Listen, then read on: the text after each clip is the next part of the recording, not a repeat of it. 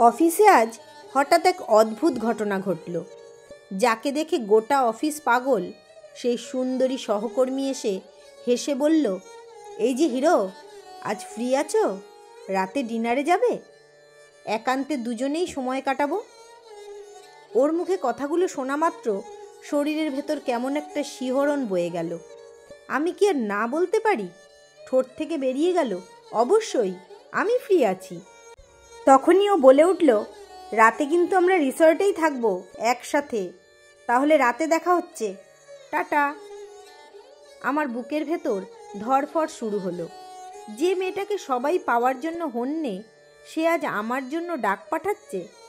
বাড়ি ফেরার পথে নিজের জন্য নতুন জামা কিনলাম, সঙ্গে পারফিউম, আর ওর জন্য রূপোর নূপুর আর শাড়ি। মনে হচ্ছিল আজকের রাতটাই হয়তো আমার জীবনের সবচেয়ে বড় রাত হতে চলেছে। বাড়ি ঢুকতেই স্ত্রী অবাক হয়ে জিজ্ঞাসা করল, এইসব কি গো? আমি আলমারির ভেতর ব্যাগটা রেখে হেসে বললাম, অফিসের কাগজপত্র।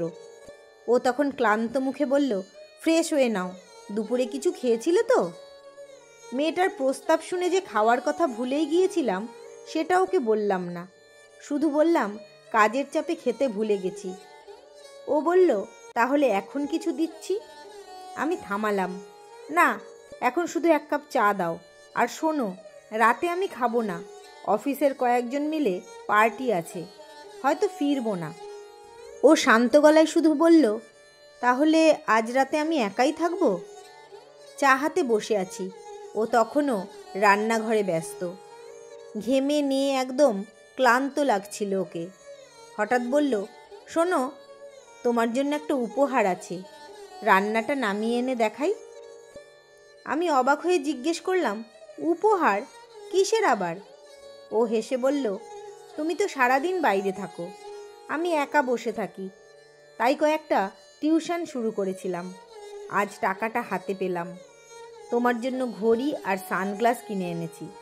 বলেই ছুটে গিয়ে আমার হাতে ঘড়িটা পরিয়ে দিল। চোখ দুটো জল জল করে উঠল ওর। বলল, আমার বরটাকে একদম রাজপুত্রের মতো লাগছে। হঠাৎ বুকের ভেতর কেমন একটা খারাপ লাগা শুরু হলো। যে মানুষটা আমার জন্য এত ত্যাগ করছে, তাকেই আমি ঠকাতে চলেছি। রাত নামতেই ফোন এলো অফিসের সেই মেয়ের। হাত কাঁপতে লাগলো, কিন্তু কলটা কেটে দিয়ে ফোন অফ করে দিলাম। আলমারিতে রাখা শাড়ি আর নূপুর বের করে স্ত্রীকে দিলাম। ও অবাক হয়ে আমায় জড়িয়ে ধরে বলল, তাহলে মনে ছিল আজ আমাদের বিবাহবার্ষিকী, আর আমি সারাদিন ভেবেছিলাম তুমি ভুলে গেছো। ওর কথায় চোখ ভিজে উঠল। মনে হলো এমন মানুষকে ঠকাতে চাইছিলাম আমি। নিজেকে কোনোদিন ক্ষমা করতে পারবো তো?